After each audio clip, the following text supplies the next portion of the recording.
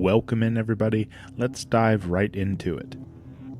Okay, so recently we've talked about the 4 gods of chaos in the Warhammer 40K universe. We've got Khorne, Nurgle, Tzeentch, and Slaanesh. Each one of these kind of embody and evenly dice up the main things that are feeding into the power of the warp, right? It's basically what every story in 40K kind of revolves around.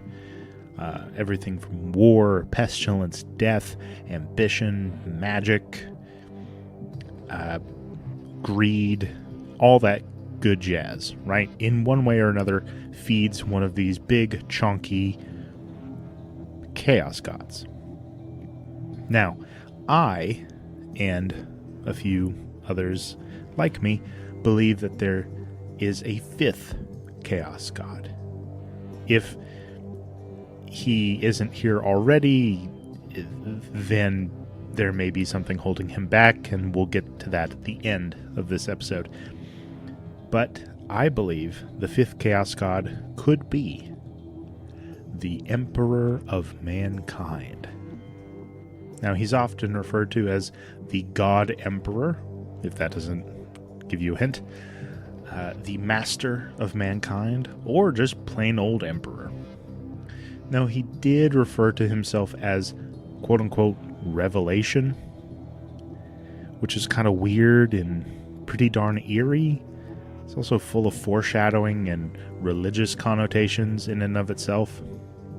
Now, his enemies are the 4 chaos gods. They refer to him as the false emperor, the corpse emperor, or the anathema. And that anathema name rings kind of true because he is the embodiment of order in the universe, which is in direct competition to the gods of chaos being, well, chaos gods. He is an immortal psyker. He is often called a perpetual. Perpetuals are just another name for immortals. There were other human perpetuals throughout the history of 40K, though they're very, very few and far between, and they're often quite powerful.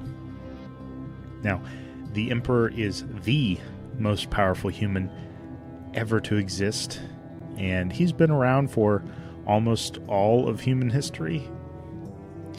The Emperor is wise beyond wisdom.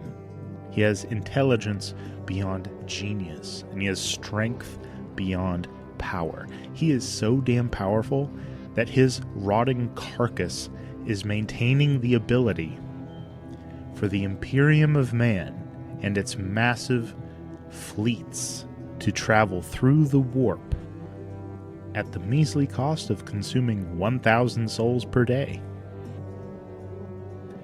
And yes, in modern day 40K, during the current happenings of the universe, the Emperor is now nothing more than a giant, rotting skeletal figure that rests upon an enormous golden throne. And that cadaver is constantly powering mankind's ability to survive and traverse the immaterium, and the ability to wield its psychic energies with greater control. So, the way the Empire of Man, the Imperium of Man, travels through hyperspace or whatever you want to call it, faster than light travel, is they're basically ripping a hole through hell, and they're traveling through a little bit of hell, like a really short part of hell, ripping open another hole on the other side, and that pops them out on the other side of the universe, wherever they're trying to get to. That is how they accomplish fast travel across great distances. And yeah, it is made possible by the corpse of the emperor. The crazy thing is, humanity now worships the somewhat dead emperor as a god.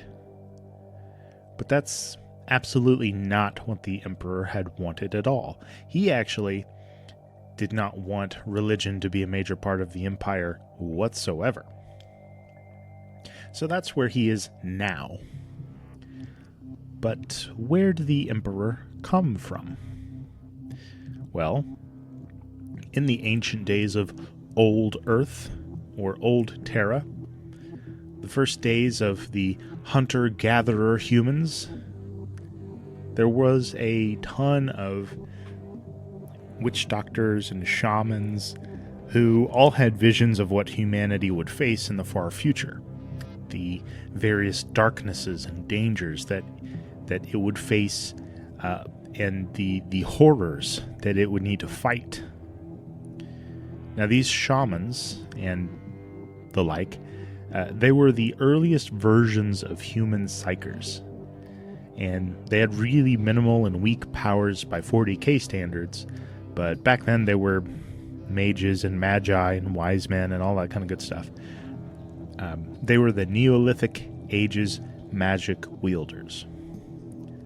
So all these shamans and witch doctors and early psychers, they all get together, and it was thousands of them. They all agreed on what needed to happen in order for humanity to survive the coming darkness. So they all commit mass suicide together, and their spirits and their collective power in the warp coalesce and merge, and they are reborn as one ultimate and immortal human psyker about a year later.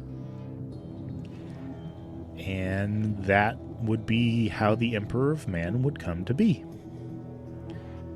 Now, the young, let's call him pre-Emperor, would steadily develop his powers over the next 38,000 years that he roamed the Earth, just drifting along through all of human history.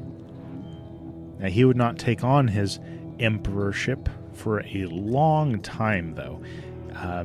Instead, he would act as an advisor, a teacher, an instructor. He would help build up governments, early agricultural technologies.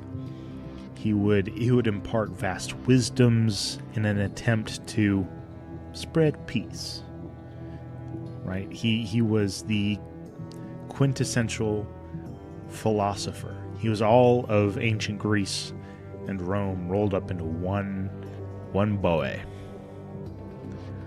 But when humanity was in the most dire of troubles, he would take on the role of a crusader, a religious leader, a king, or even a messiah.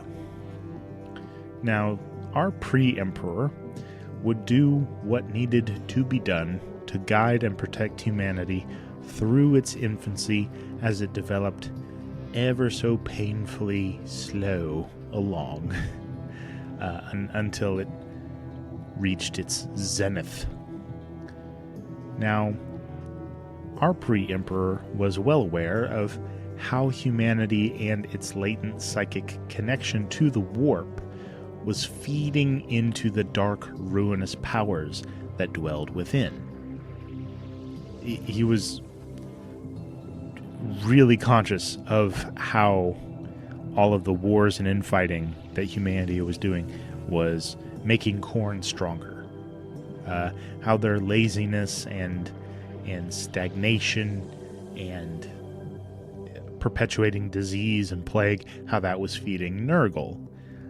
Their backstabbing and ambition and thirst for knowledge and magic, that was feeding Tzeentch. So he saw all this and he was like, I have to kind of curtail this and try and put a stop to the Chaos Gods getting stronger. But try as he might, he could not stem the overwhelming tide of humanity's natural tendencies towards things like ambition, self-satisfaction, and the want for more.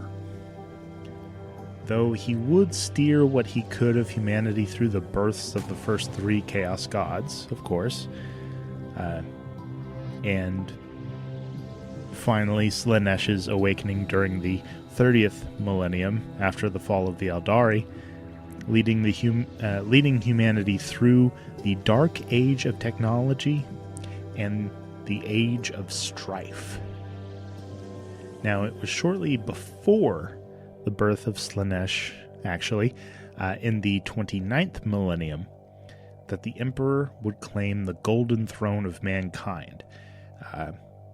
He would wrestle all of the divided human factions together in the Unification Wars and form the Imperium of Man in order to create a unified power to stand against the coming tides of darkness.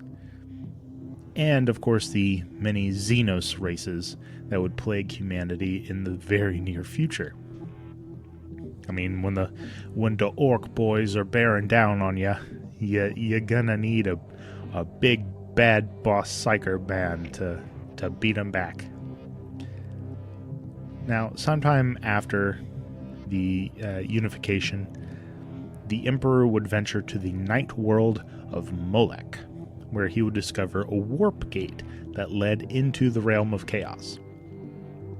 So, as one does, when you find a gate into hell, the Emperor goes in there, and he barters some still unknown deal with the then 3 Chaos Gods. Though we aren't sure what he gave them, but we do know that when he left the warp, he was granted massive amounts of power from Khorne Xin Nurgle. Now, this is one reason why I and many others think that he is, in fact, the 5th Chaos God. Though, despite this deal, the gods of chaos do still recognize the Emperor as the greatest enemy. I mean, they call him the Anathema, their direct opposite. Now, the Emperor would also form a treaty with the government of Mars. Mars is turned into basically an enormous manufacturing hub. It's now essentially a factory city of a planet. It's turned into Coruscant if Coruscant was a construction yard / gigafactory. And they were ruled by the Mechanicum. So the Emperor would utilize the mechanical genius of what would become the Adeptus Mechanicus to drive the engines of war for the Imperium, well, for forever. Like the Adeptus Mechanicus kind of warped from this, so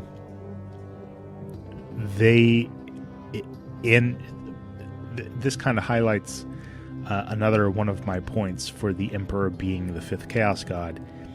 The power of belief, of collective belief in Warhammer 40K is potent. It is power beyond imagination. So the Adeptus Mechanicus believes that there are spirits in every mechanical thing. In my laptop, in my microphone, in my gun, there exist spirits. The spirits of those machines. And if you want them to work, if you want them to work correctly, if you wanted to work without jamming or stalling or not have any problems, you need to anoint those machines in holy oil. You need to have sacred rites that you have written down and signed and blessed by a priest. you need to wave and sprinkle your fingers over those machines and go humana, humana, humana, humana, and those machines will now work and not jam, and they will be a blessing to you. And it works in this universe. Those rights are important to the rest of the Imperium now, because everybody believes that's how things work. Then that ends up being the case. It's really weird, but it also makes the Adeptus Mechanicus super important, and the Emperor kind of foresaw that, so he roped them in, and now they serve the Imperium. And it would be soon after this that he would create the first Space Marines, along with whole fleets of void ships that would carry his vast armies across the galaxy, conquering, colonizing world after world.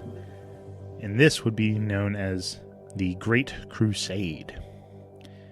Its goal would be to unify all of the planets already inhabited by humans that were lost during the Age of Technology prior to the Age of Strife.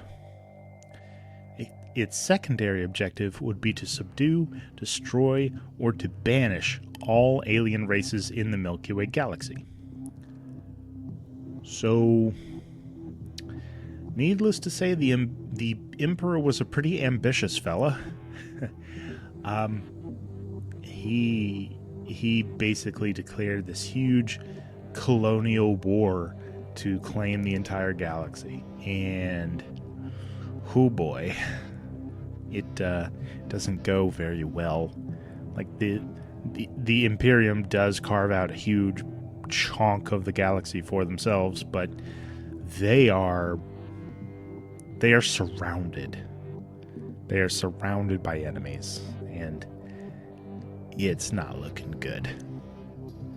Now, it was also during the Great Crusade that the Emperor would birth his greatest creation, his Primarch sons. And these weren't any kind of natural-born sons. No. He would create these demigod-like powerful beings, meant to be his commanders, his diplomats, and advisors, in a genetics laboratory. He would give them vast enhancements and different powers and genetics spliced right from his own superpowered genes.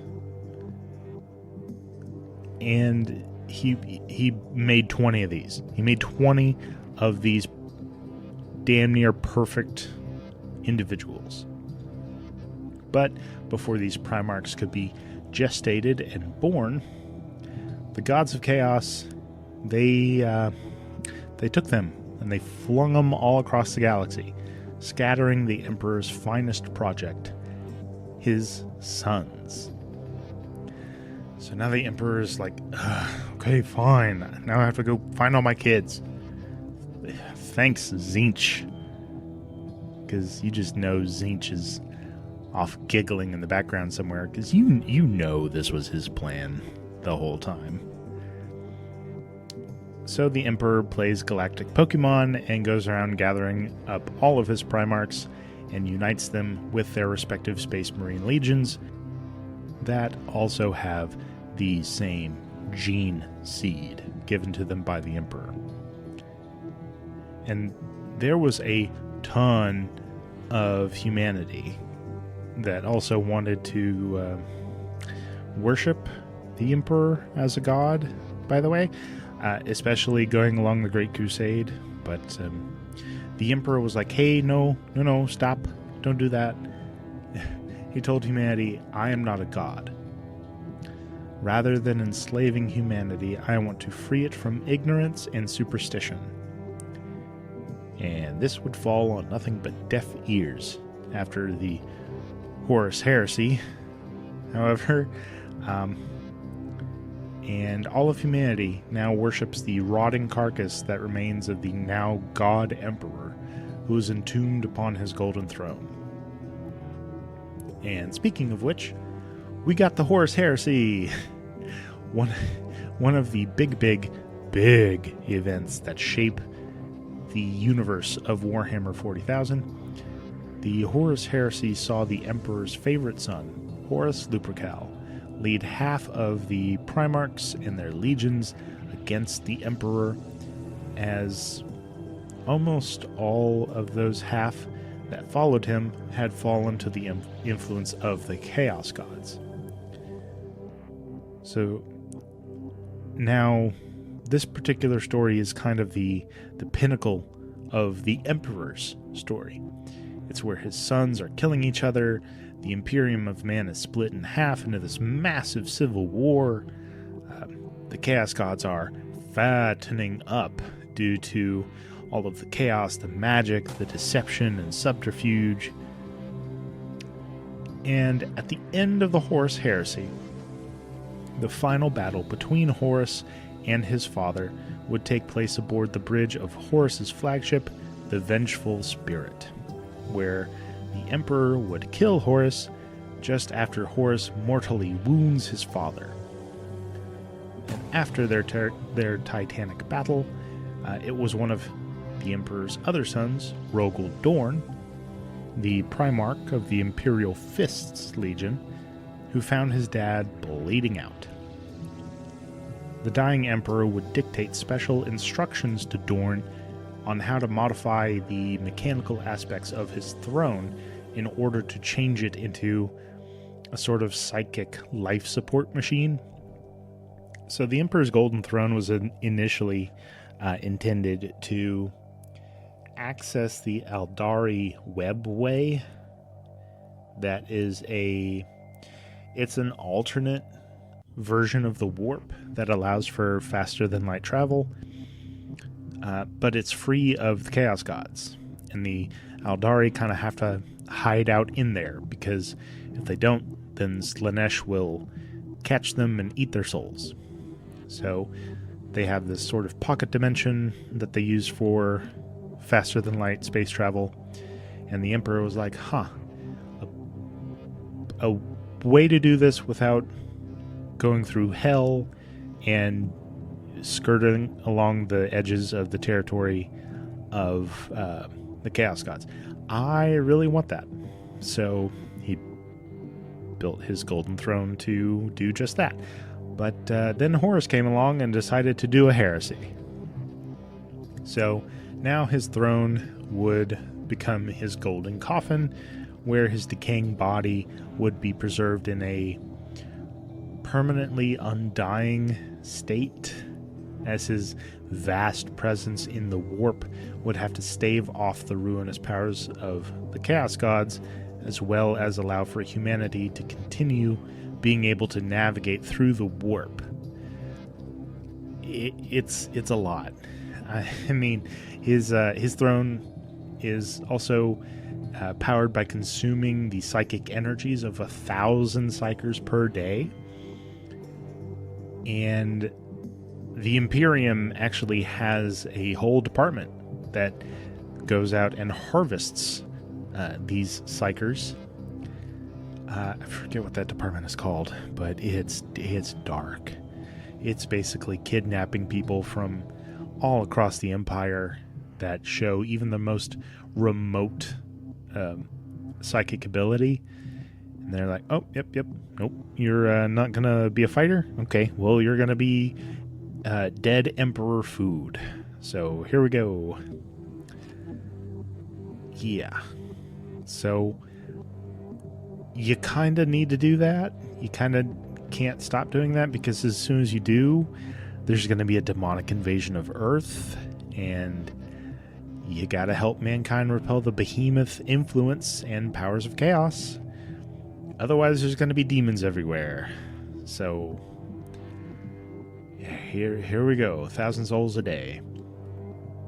Now, the Emperor from then on is going to be maintained on his throne by tech priests from the Adeptus Mechanicus and the Imperial Cult, who builds an entire religion around the Emperor, Their church is called the Ecclesiarchy, and it's also got some horrific tales to tell. Now this leads into my second point into why I believe the Emperor is a fifth Chaos God. As I've stated, Warhammer 40K is a universe where something can be made to be so if enough people believe in it. Now that collective belief will coalesce enough power in the warp that a reflection of that power will manifest itself in reality. So if you have an entire galaxy of humans believing the Emperor is a god, then the still vast presence of the Emperor that resides in the warp now has this massive power boost that basically puts him on par with the other Chaos Gods. Now, speaking of belief and the power of imagination, one kind of tangential reason to believe that the Emperor is a god is the belief of the orcs. Now, the orcs are really spooky because for all of our talk about the power of belief, theirs vastly surpasses everybody else. This is most potently shown in their color theory, of all things. They paint cars red because red is the fastest color, and it works.